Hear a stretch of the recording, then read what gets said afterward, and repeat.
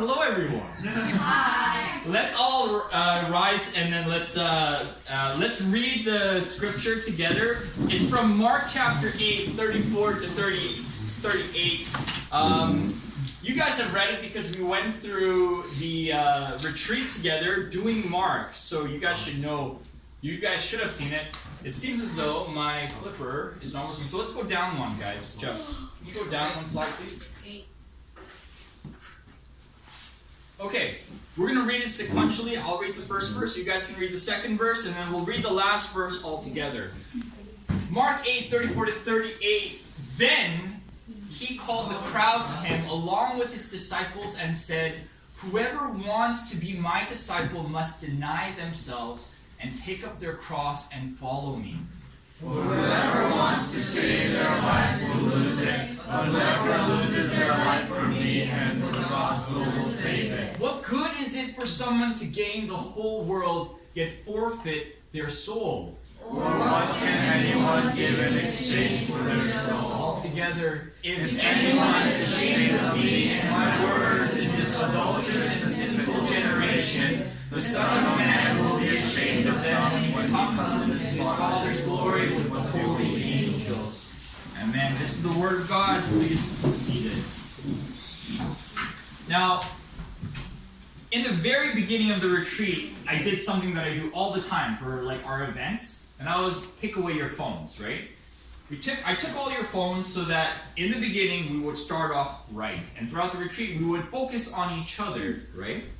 So I do this at every event because I know the evil power of cell phones.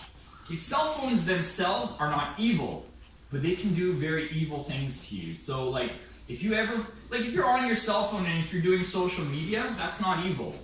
If you're doing your cell phone on social media during the service so you can't focus on the sermon, that's pretty bad, right? So I know that this phone has so much power over our minds because it's been engineered to literally take our attention. People who have degrees and masters in software engineer the phone and the software and all the apps so that you're addicted to it, that your eyes are glued on it. And when your eyes are glued on the phone, you can't look at other people. You can't love other people. And so something really interesting happened. When I took everyone's phones away last year's retreat, I saw everyone was looking at each other and playing with each other and engaging with each other. It was really good. And so this year I did it with 20 people. Last year was 10 people. So I was thinking, will this work with 20 people? I took away your phones and it worked again. You guys just started engaging each other and you were playing with each other and everyone was super awake. And then, at the end of the retreat, I gave you guys your phones back.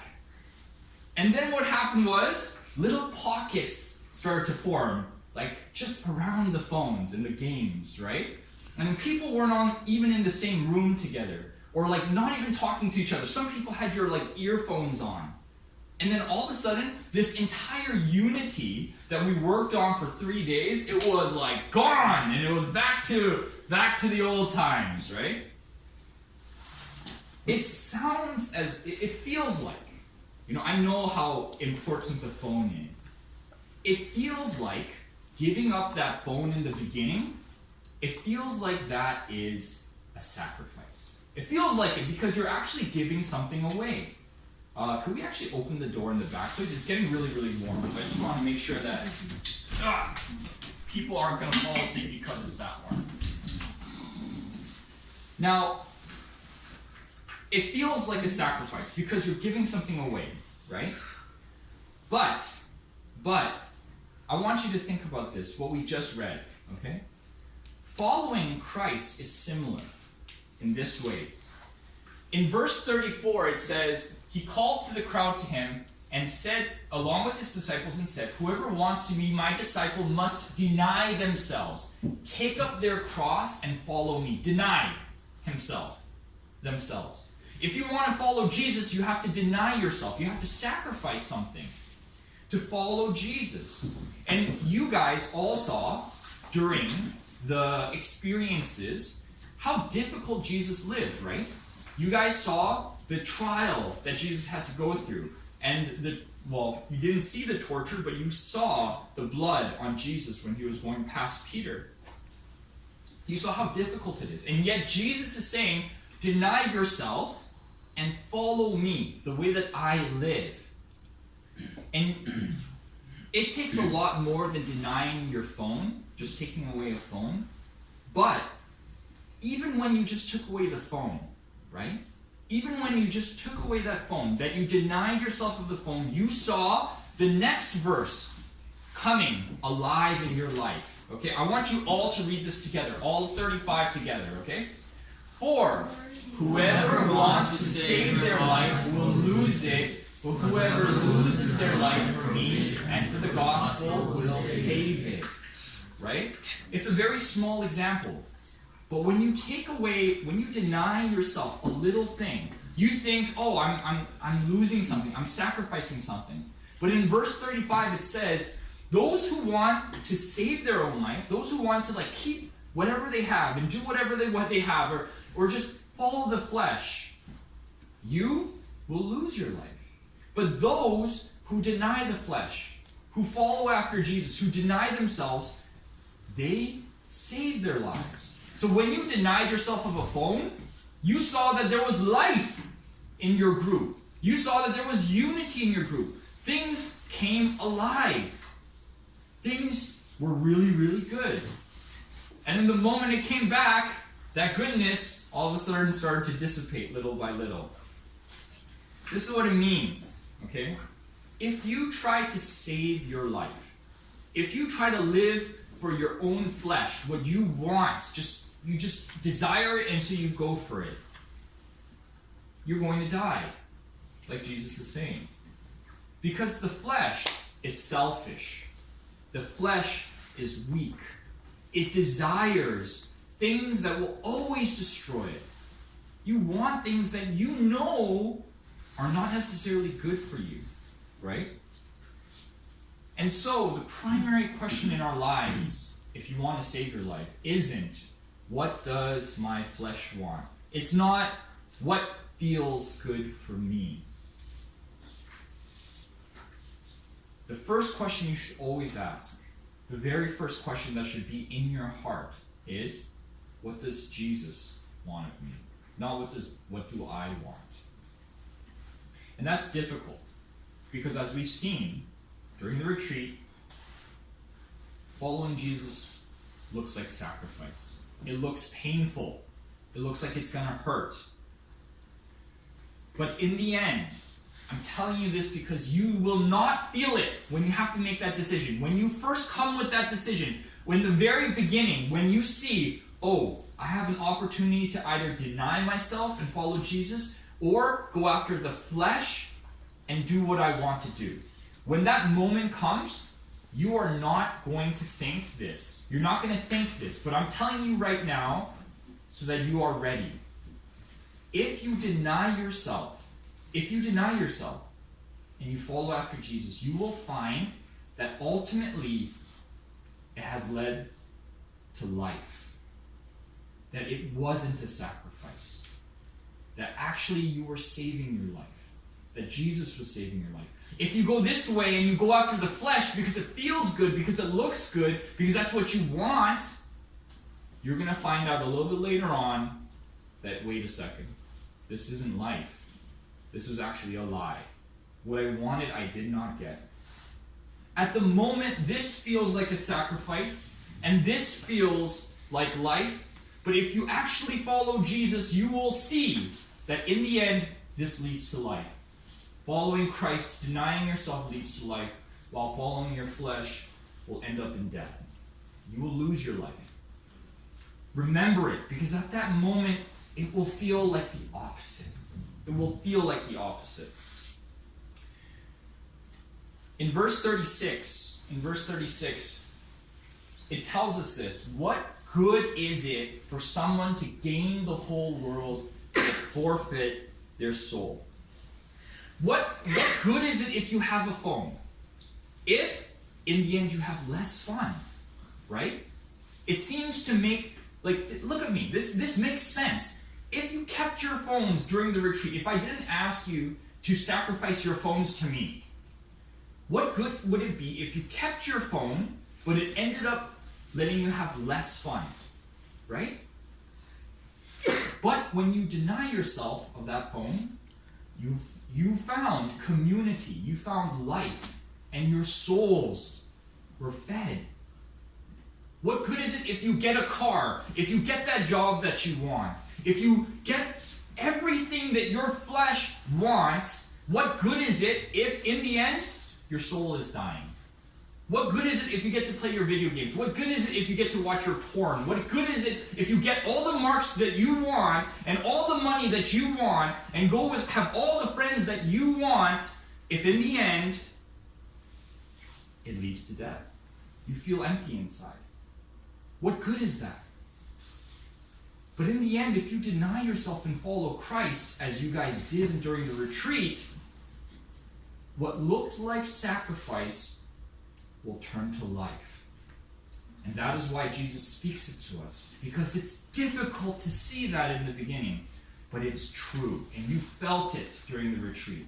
And I want you to remember it so that when the time comes in your future, you have this decision that you have to make. You will make it by following Jesus. Don't follow your heart. Look, there's this really I don't know about you guys, but when I was growing up, there was this really popular Disney morality that everyone knew. Who's ever heard of the follow your heart? Who's ever heard that before? Follow your heart, right? That is not Christian. That's not a Christian way of thinking. Because the heart desires so many wrong things. The question isn't follow your heart or what do I do to follow my heart. The way is follow Jesus. Despite what your heart might feel sometimes, you follow Christ. You follow His Word. You saw yourself. You saw yourself how Jesus lived. He defended the weak in Bethsaida. You saw when Poyong was acting like the woman, that just when everyone else was picking on her, when you guys were acting like it, you guys did the acting, right? You were picking on Poyong for putting the perfume on Jesus' head. Jesus defended her. You saw that Jesus defended the weak. You saw Him gather His disciples for communion, feed them food, and feed their souls. You saw that He prayed for you guys. He prayed for His disciples and called His disciples to pray for Him. And He was dignified in injustice. You saw that He, even though there was so much lying going around during His trial, He stood up and was dignified despite whatever happened. You saw it during the experiences, during the retreat. I'm calling you to follow it. Follow it. Follow Jesus. Follow Christ. Because He will lead you to life. He will lead you to life. Now, sometimes that's hard to hard to understand. So it's just a principle, but I want to give you guys 2 examples that you guys can know pretty easily. The first one, if you're following Christ, is personal holiness. And the second one in following Christ is mission. So let's go down one slide. I'm going to tell you guys the story of what happened to me in Korea, okay? And I hope that this would become a good, I know that you guys aren't as old as I am, but maybe you can find some way to figure this out. Find some way how this could relate to your life, okay? So 4 years ago, I went to Korea. And I went to work at a school. And 2 weeks before school starts in Korea, the teachers all gather together to eat food together, okay? And they talk to each other. It's called a 회식, It's like a business meeting. And during that meeting, everyone had, each table, there was a drink called makgeolli. And I'm sure all of you guys know what makgeolli is. It's a Korean rice wine, right?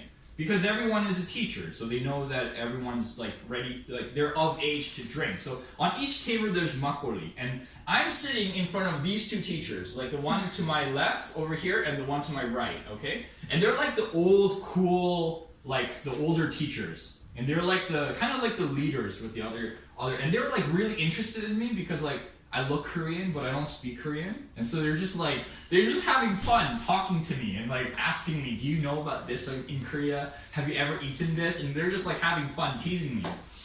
And then at one moment, the teacher on this right, he offers me makgeolli. He takes the thing and he pours me a drink of makgeolli, right?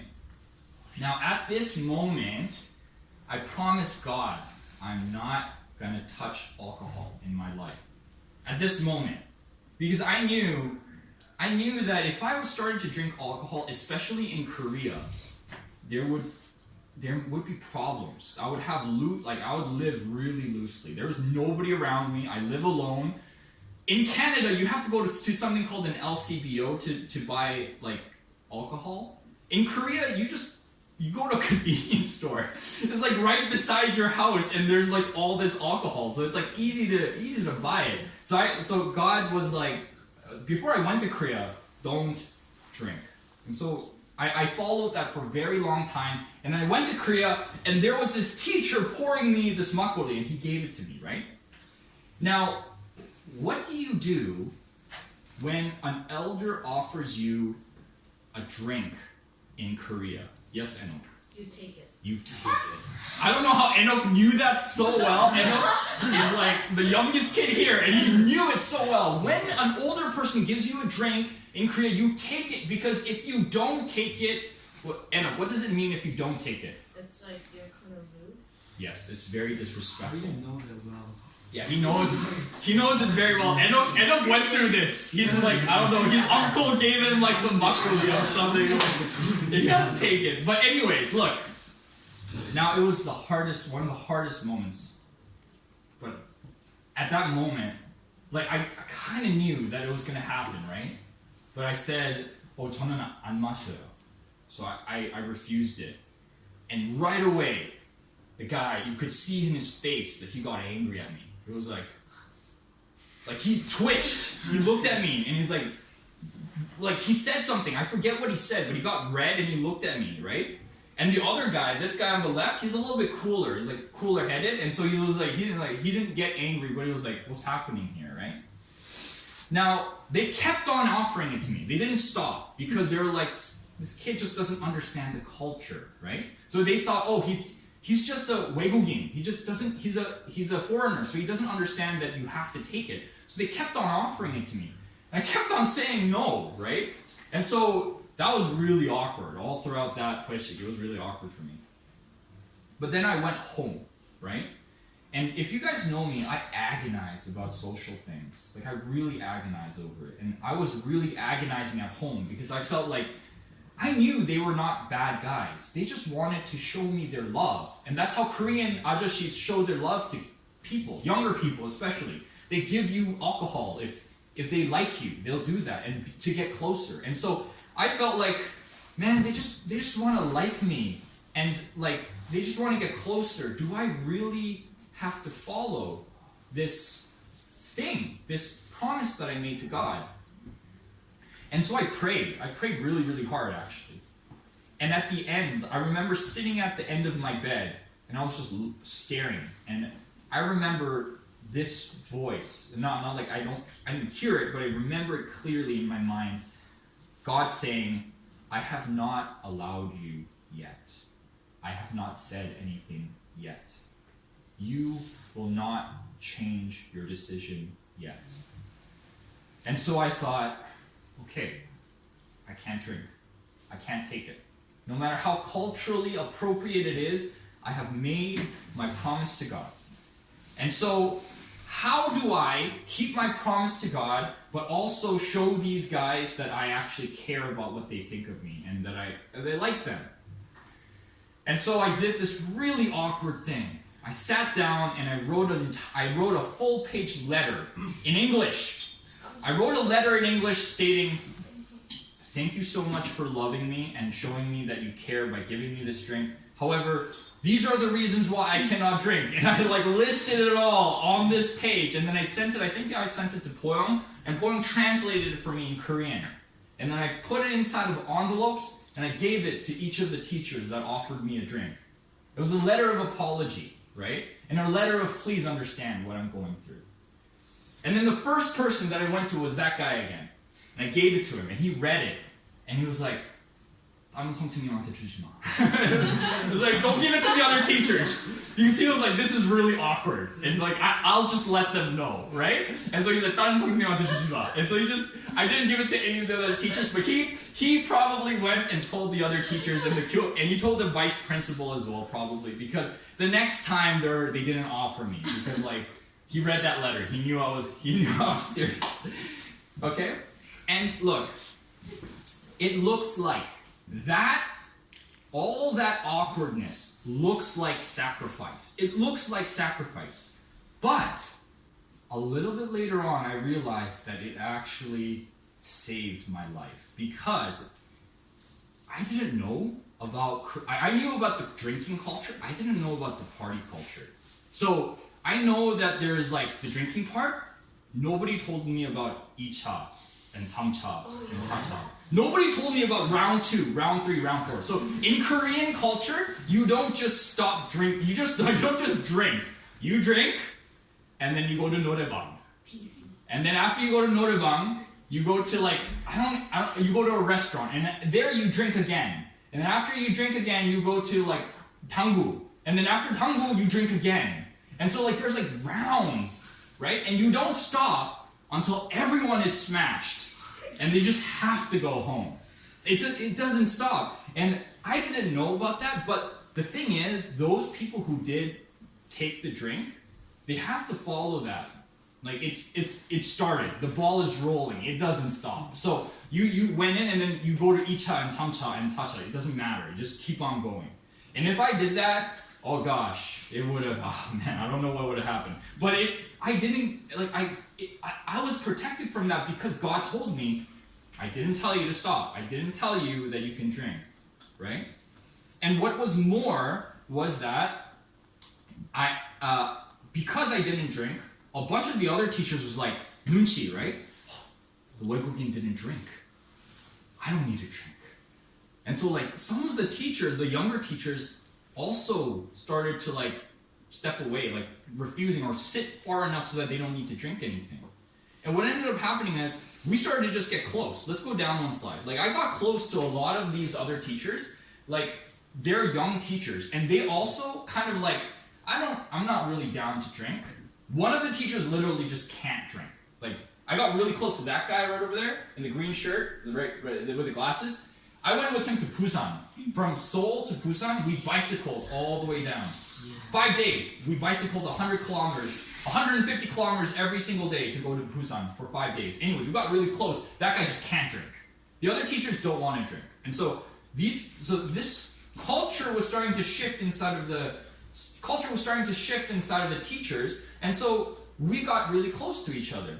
And we made really good relationships, right?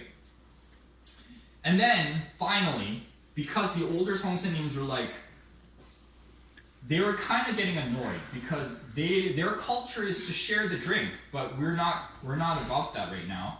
And so I started doing something that was also a little bit corny, but it ended up working. That what I did was I started to offer them Sprite. So like I would take the Sprite and the thing is, you have to like go to them and you open it and then you like pour it with 2 hands. And then they drink it and then they take it and then they pour it back to you, right? That's what they usually do with soju or like the Korean alcohol. But I started doing that with the teachers with Sprite, and they started to understand, right? Or the teachers started to understand, or they started doing it back to me. And so there was this like compromise that started to happen. And in the end, it worked because it started to get shared amongst other people, okay? And the relationships ended up being good. Look, personal holiness. You probably won't be in such a situation for a little while, but you're in high school. And high school culture, I understand because I went through high school culture. There is a lot of things that you are expected to do just because everyone else is doing it. You don't need to do that. You don't need to follow that culture. And actually, you can create your own culture. You can create your own culture of holiness. if you will follow it, if you will follow God, people will start respecting you for it too. They will respect you for it, because in the end, people respect principled people. They don't respect weak people who just go along with the crowd. They respect people who are willing to stick out and take whatever criticism, and when they see you still standing after taking criticism or going through something, they will respect you, even though they might not agree with you. Stand up and be holy. Be holy. You can do it. If you are willing to follow Christ, and if Christ gives you the strength, you will do it. You will be holy. During my second year in Korea, let's go down one slide.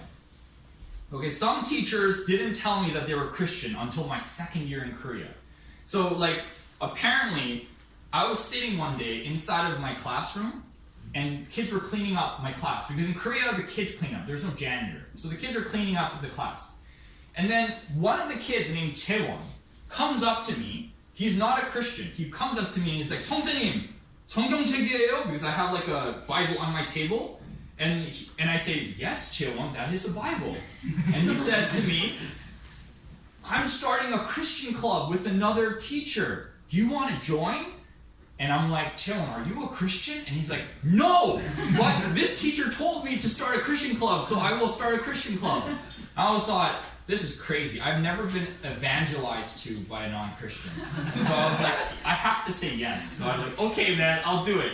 So I learned later on that Chaewon actually wanted to start that Christian club because another Christian teacher told him, let's do it, and he really likes that teacher. So we gathered together, and I sat with these other teachers, and I'm like, why didn't you tell me that you were Christian? And they were like, I don't know. Because apparently they were praying together for the first year. They were just gathering and praying together.